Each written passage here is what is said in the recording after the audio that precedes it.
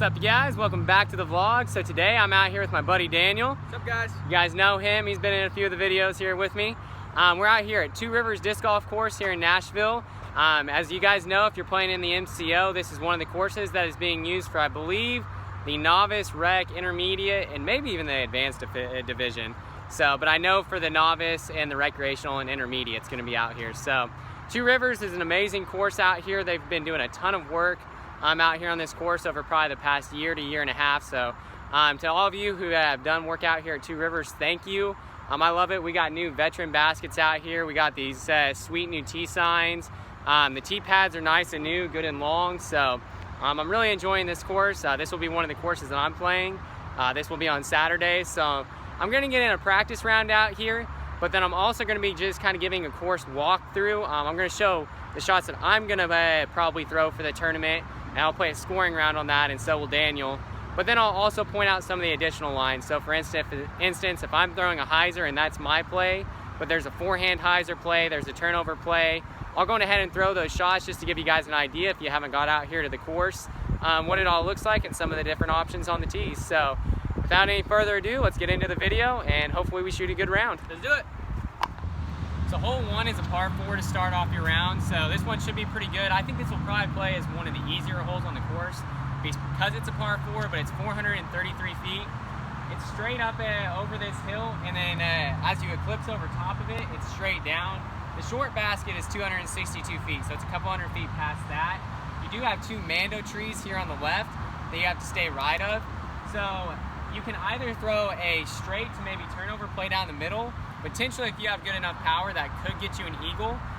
But I think the safer play is to just play out on a hyzer around this right tree and just pitch up for your 3, start your round off with a birdie. So my play will be the hyzer more than likely. We'll see what Daniel throws, but then I'll also go ahead and show the straight up the middle play and kind of a turnover, and we'll see how that ends up. So I'm going hyzer for my first shot with the Destiny.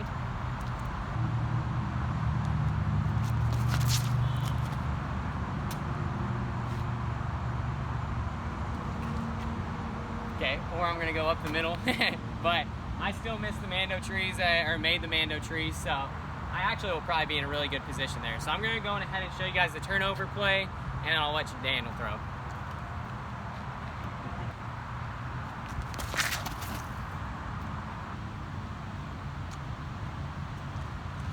Okay, so that one ended up pretty good.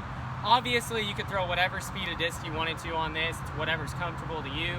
And to anybody forehanding, they could pretty much take the same line as a turnover play. So we'll see how those lies turned out. All right, I'm Daniel.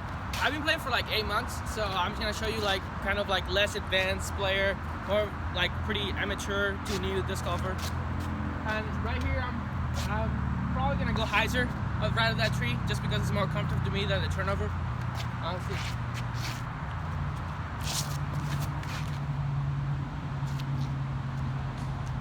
All right in the middle again. But I think I'm short, but it should be good.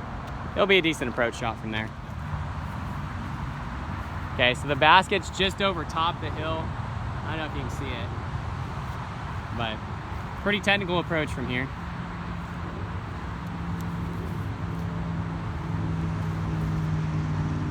Should be a putt. Should be a putt. Okay, guys, so this was the turnover. There's the basket down there, so I would have had about 150 left from there. My other shot just made it in front of the Mando, so we'll go check that out. Okay, guys, so this is the Mando tree in front of me. I would not want to be pushing this close in tournament. I did go in front of it to get to here, so I didn't miss the Mando. I made it, but just barely. But I'm in a really good position to attack this for my birdie now, so we're going to throw a forehand heart.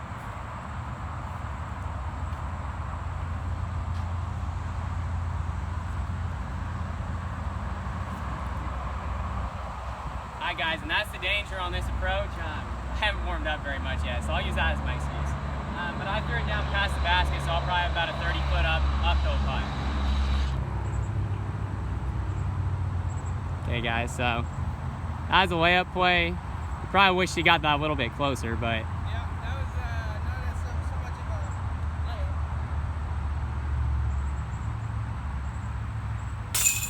a layup. either way, that's still a par, so that'll be good.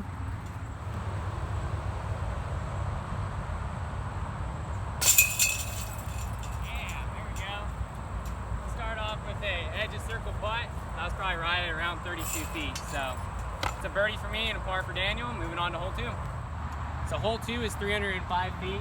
We're playing to all the red baskets on this course for the Music City Open. So it's down the hill, straight in front of me. There is a fence on the right, plays OB. And then if you go into the woods on the left, there also is a fence line to some neighboring houses that also plays OB. If you're in there, you're pretty much in jail either way. So your main goal is you need to be in the clean cut grass, but obviously you have a nice hill to just bury it into, so there's no reason to not commit to your shot on this. So my play is going to be a pretty low line push hyzer with a Lucid X trespass. And I'm just going to pop it on a little bit and hopefully just let it bury into the hill right next to the basket. I'll also show the straight up the middle play with a bounty and then a forehand. I think I'm going to throw my Raider through. So.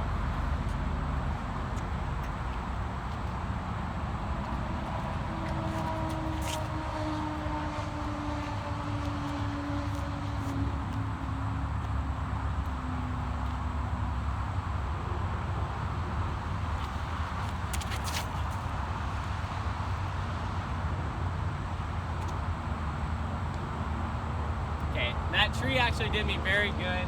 I didn't push it flat enough. So if you're throwing that hyzer, you really want to push it a little bit flatter with a relatively stable disc and just let the fade push it up to the basket. So the other 2 plays are straight at it with a mid. I've never actually thrown this shot before, so I'm going to throw a bounty and see how it goes.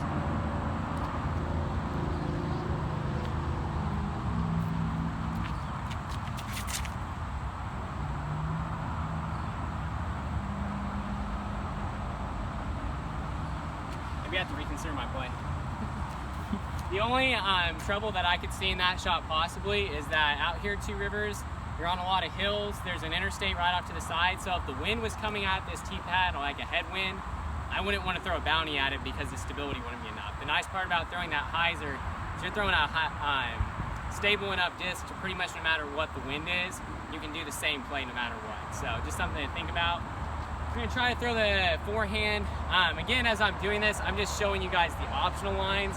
I'm not the best at all these shots, so some of you very well might be able to throw some of these shots that I'm showing you better than I am, but anyways, you'll get to see.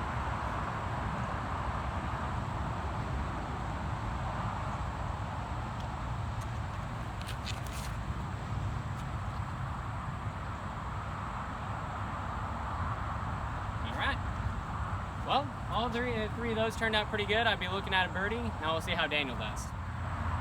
Throw it at the pine.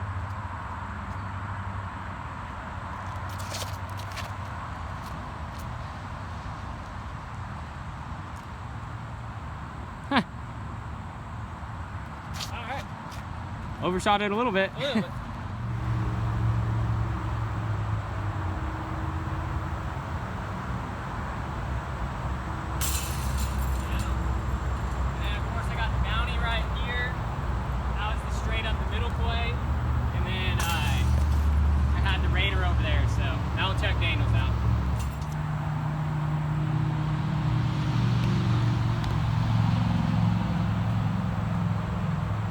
That'll be a tap-in par for him.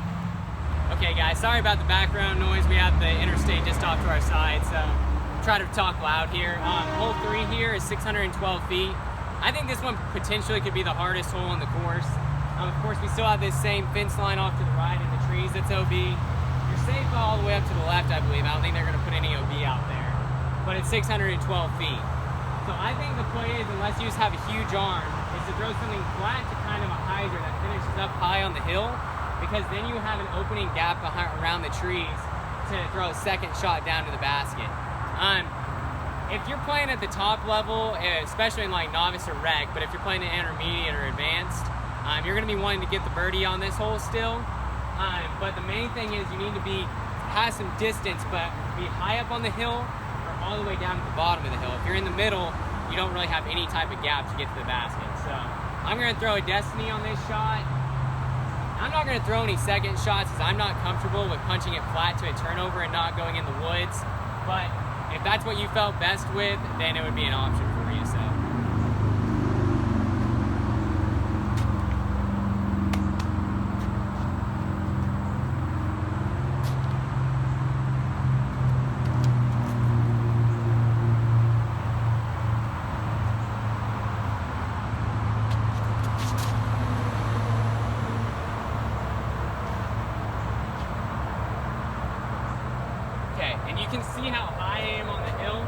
I'd like to get a little bit more distance, but overall, being up higher on the hill like that rather than in the middle gives me an open gap to potentially be able to take a shot towards the basket, or if not, I'd have a much easier layup for a 4. So now we'll let Daniel take it.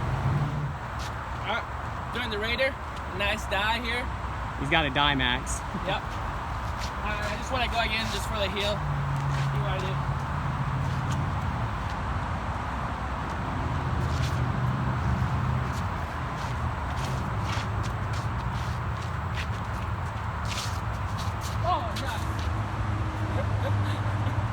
It happens. Okay guys, so my straw landed right here. The basket's probably around 300 feet-ish in front of me on top of the ridge there. What I would like to do is still be about another 20 or 30 foot higher on this hill.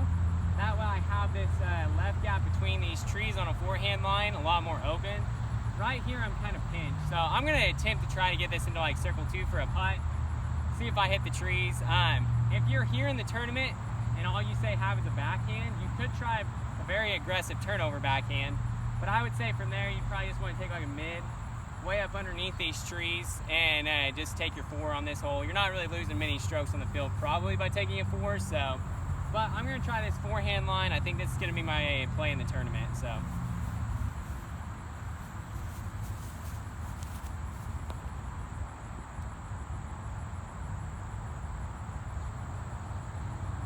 I'll take that. That should be probably around a 75, 80 foot look. Okay, I got about a 60 foot bid here at it for a birdie.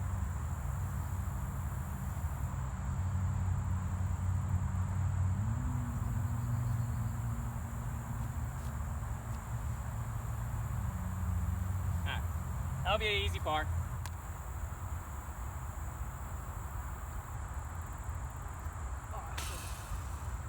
Just go ahead and tap that in.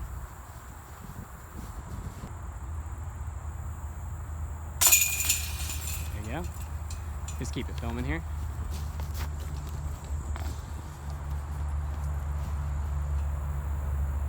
Alright, so guys, I got a par there. I think Daniel, what day? 7? Yep. Yeah, so as he played it, he just got into the woods early off the tee there, and that's where the danger of it comes in, and they didn't have the best up shots. He missed a putt, so Yep. he's well above that skill level. Just sometimes you have a bad hole. But I would just point out, if you want to point it back down the fairway here, you can see all the trees and the elevation that you're playing with on this. So the reason why I'm going up high on the hill is because I really feel like that's taking more of the like high number danger out of it. Sure, your birdie might be a little bit tough, but you should be able to get off here with a par or so relatively easy. Well, if you're playing down on the right side of the fairway, you're bringing that tree line into play. So it all depends on how aggressive you want to be. So this will be moving day course in the rec league, or in the rec division where I'm playing in. So I'm going to be looking to try to shoot a pretty hot round, but it's all up to your game plan. So hole 4 is probably one of the most gettable birdies on the course. It is 239 feet. You can see it's up the hill just off to the left. Again, we do have a pretty steep hill. The grass out here, I imagine, still at tournament time, that's in about a week and a half. It's still probably going to be pretty carpety. You're not going to have rollways going too much, but with this steep of an incline from the left to right, if you hit this on the wrong angle, you could roll all the way down the hill. So the play is you want to throw something, whether it's a mid-range or a fairway driver, distance driver, really whatever, is landing it on a fairly smooth hyzer up there rather than a spike. Because if you hit the spike, you could roll. But my play is going to be a Lucid X EMAC Truth. I'm only going to just show the one shot on this because there is really no forehand line, and the backhand is just however much hyzer and whatever disc you want to throw. So.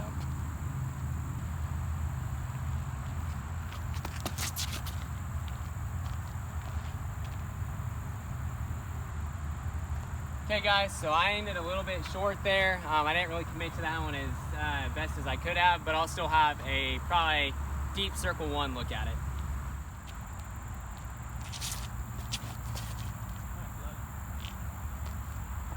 It's all right.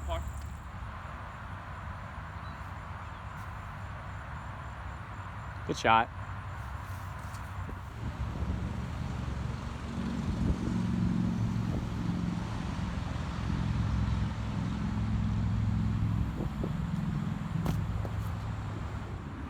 A little bit past it, but this is definitely one that in tournament I'm gonna want the birdie on. But You just have to make sure you commit to it, get it all the way up the hill. Daniel just has a tap in par here, so we don't worry about that. But I'm sitting at 2 down. He, what is that? I think 4 up, somewhere in there. We'll check the scores going into hole 5, but moving on to the next one. So we're here on hole 5. Hole 5 is 373 feet. It's a par 3. You can see the basket is straight down in front of me. You have these trees to play with on the left, and then the tree on the right is a Mando left of that tree. Really, I think that's more or less just you shank. They don't want you to be playing in the other fairway, but you definitely don't want to be over there. So my play is going to be just a slight hyzer flip. I'm going to try to push it straight, and my goal would just be to lead myself maybe around a 50-ish or so foot putt. I'm not looking for a guaranteed 2 on this, but it'd be a nice bonus one. The other ones you could take is throwing a flex forehand, or if you just want to play really safe, you could throw like a mid-range or something, just straight approach into the green and just take your easy 3. So I'm going to show my shot, the hyzer flip up backhand, and then I'll show a forehand flex.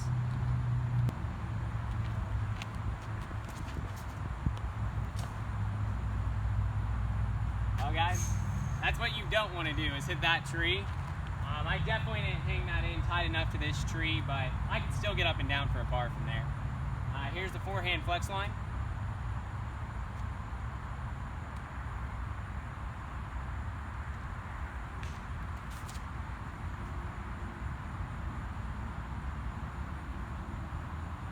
Daniel's going to throw the same thing. Hopefully it shows you the flex part of it a little bit more, but even I do like where that ended up landing a little bit. Just to show you, if you're there, you can throw a hyzer into the green backhand, but obviously you'd like to be farther left of these trees, that way you don't have them in your way. But we'll see how Daniel throws. There we go.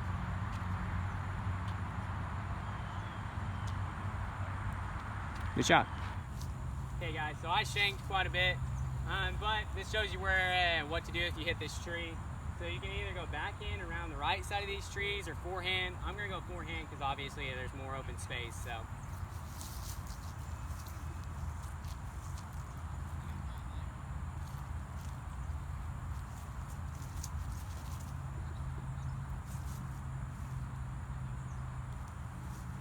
So I need to give that a little bit more height, but we'll work with it.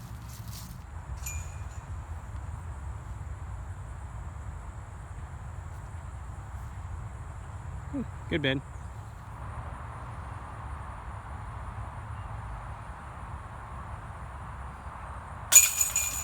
Nice spot. Alright. So that's definitely a good feeling par save. That was probably right around 40 feet. Daniel's for a tap in par there, so we'll move on to hole 6.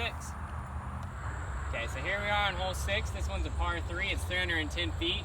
So this one is actually in the short position. It's the red basket, but in the shorter position. They can move it back farther and it's a par 4, but it looks like for the MCO it'll be here in the short one. So it's 310 feet, but honestly this is probably playing more like, I would honestly say closer to like 400. It's extremely steep uphill. So for myself, I'm just gonna throw a hyzer just to try to get to the top. Maybe a little bit of a hyzer flip. I will throw a little bit more understable of a disc and really try to rip on it just to show you guys how about an 890 rated player, how far he can get up this hill. Daniel actually throws farther than I do, so who knows where he'll get. But I'm just going to try to put this one up on a little bit of the left side of the hill, stay away from these right trees, and just be able to get off the hole with 3.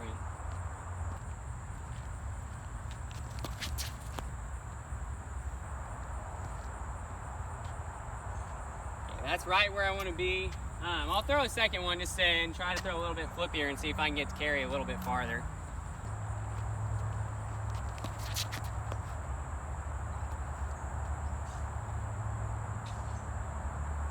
So I got just a little bit higher up on the hill, definitely pushed the wood line, so I could have hit that tree and actually kicked down, which is why I'm throwing more up to the left and just taking that right tree line out of the equation.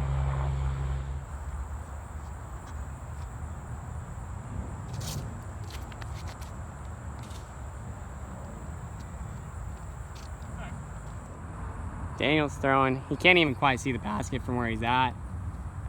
It's up there, so he's got a pretty good pump here to get it all the way there.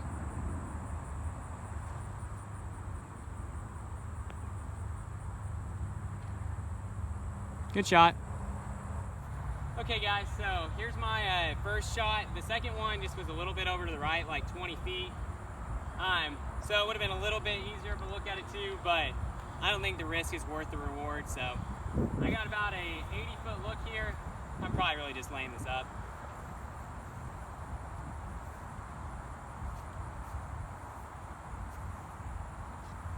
There is a hill behind it that you don't want to let it go over. I'd rather not have a comeback putt. I'm just playing this for a 3 either way, so.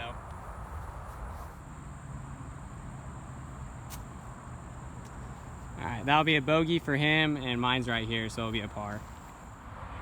Okay, so we're here on this hole 7. I took a par on that last one. Daniel took a bogey. And this one's 373 feet downhill.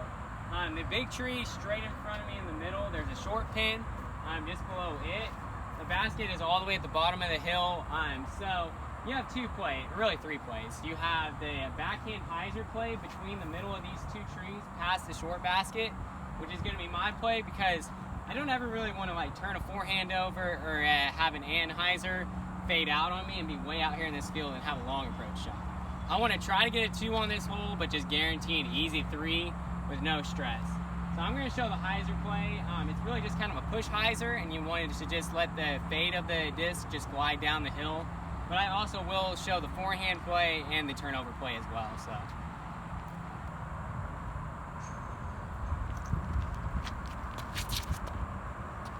Come on back.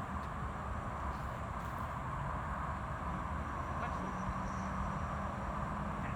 All right, now I'll play a long circle one look at a birdie. Then I'll show you a couple other plays. I'll show you the turnover play.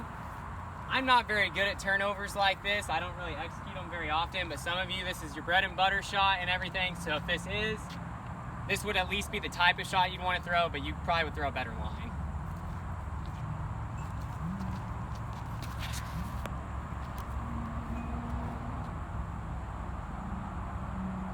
Yeah, so I started to turn on it, but I didn't get it over enough. So it faded out, and that's probably about a 90-foot look at it. So again, if that's more your comfort shot, you can probably execute that better than I did, but it's an option. And then of course you have the forehand line too. If you have a great forehand, this would definitely be the play, or if you're a lefty.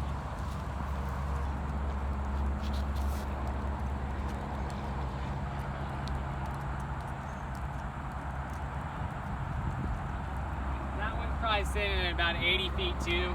Again, I don't have the best on either of those shots. They're both serviceable. But if that's your best shot in your bag, then that's a very viable option.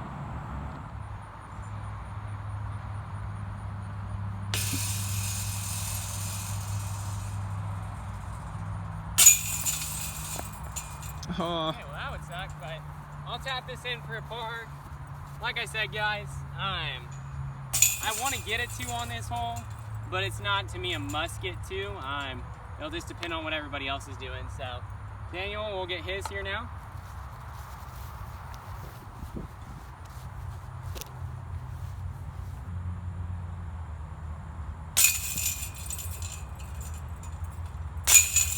That'll be a bogey for him. Okay, so I got a par on the last hole. Daniel got a bogey. Hole 8 here is another one of the more gettable birdies on the course, although there is some danger in it, so you do have to be careful. It's 259 feet actual distance, but it's playing probably more like I'd say 320-ish or so, somewhere in there. We do have a Mando tree on the right where those guys are playing right now with the dogs. You guys get to stay left of that, so pretty much you just want to hit something pretty flat, carry it up the hill, and hopefully you can get yourself at least a look at a birdie on this one.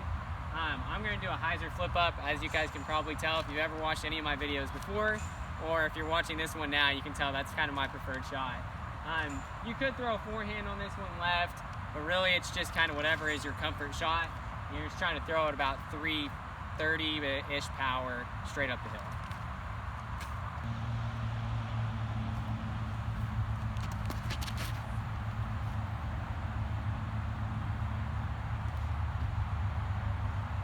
That's right underneath the cage, so that'll be a nice tap-in birdie.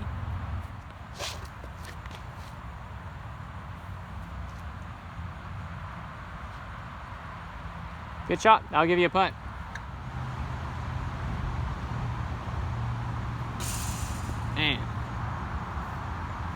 All right, I'll tap in my birdie here. There we go, and just to let you guys kind of see, you can't really tell in the video, but this is pretty steep uphill, so you gotta throw it pretty hard to get it all the way up here.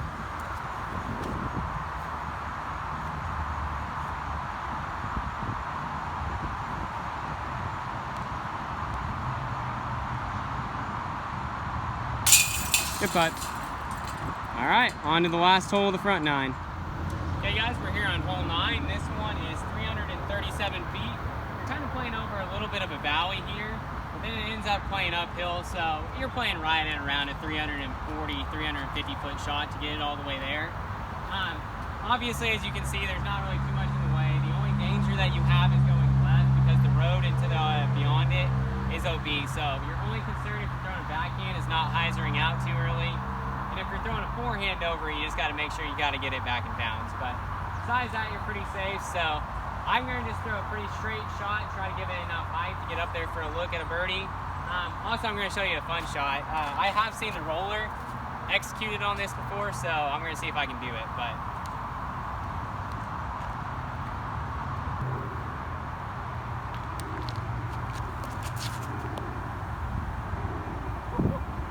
the luckiest wind bounce of my life. Oh man. Okay, so that was heading probably 100 feet short, but I got a nice wind bounce and it kept it up, so I would take that one any day. I'm going to attempt the roller. My roller game is not the best, but you know, it's also really thick grass.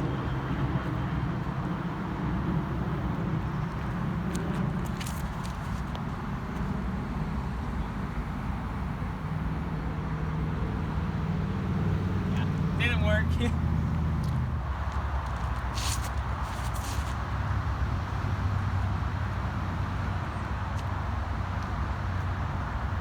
Good shot. Come on, get in. Woo. Good run.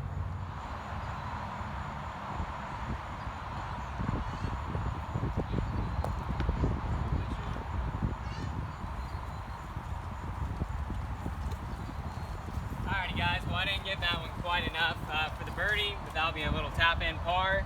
I'm at 3 down through the front 9. I believe Daniel's at like 5 up. So that's the front 9 out here at Two Rivers. If you guys are liking these videos, do me a favor, go ahead and hit the like button on this video.